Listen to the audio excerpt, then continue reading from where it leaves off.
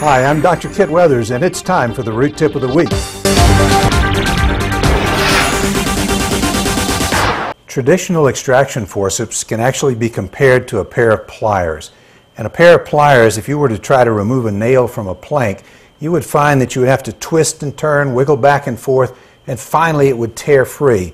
And you'd have the same results if you took a standard pair of pliers or a standard forceps and tried to take a bottle cap off. You'd probably tear it, maybe even break a little piece of it.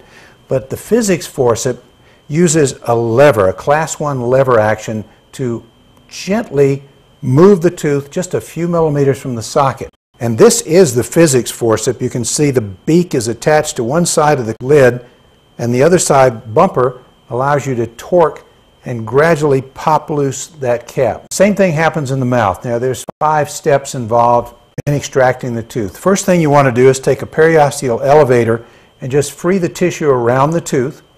Then you want to set the beak of the forceps as far as you can on the lingual, and then set the bumper and gradually apply wrist pressure.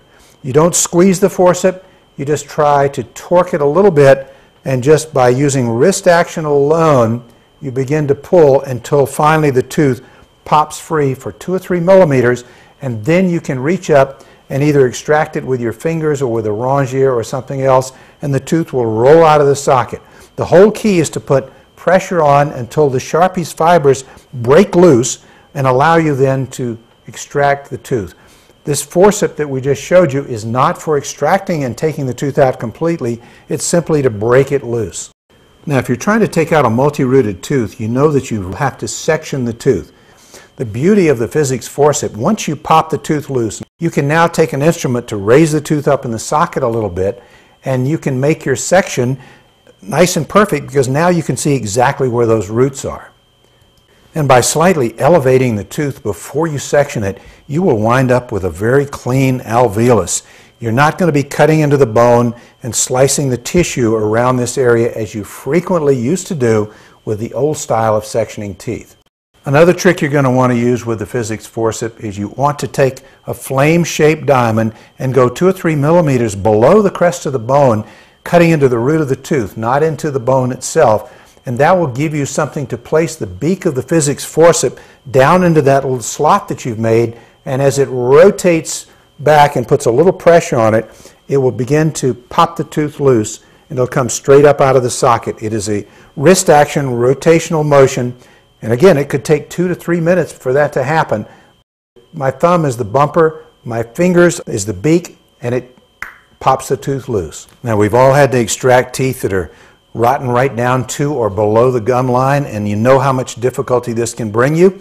But by using the flame-shaped burr or diamond, as we talked about, cutting that little slot, you can easily seat the beak of the forceps into that little slot, and with just a pressure on there, gentle pressure, held for a minute or maybe even 2 minutes, you'll find that it will suddenly pop loose and roll right out of the socket. You won't be digging around looking for broken root tips. Here's another example of the same thing. The little slot is made, seat the beak up into that slot, a little rotational action, and it will pop right loose and slide right out of the socket. You can actually remove these teeth with your fingers most of the time. When I first saw the physics forceps, I wanted to hate it because it looked to me like it would probably fracture the alveolus, but the secret is wrist action slowly breaks that tooth loose from the fibers, and then you take it out, either section it, or you can, in straight canals or straight teeth, you can just roll it right out with a rongiers or something else. Once you try them, you'll never want to extract a tooth again without having the physics forceps. Well, that's it for another Root Tip of the Week. I'm Dr. Kit Weathers, inviting you to join me at our very next root camp. So long for now.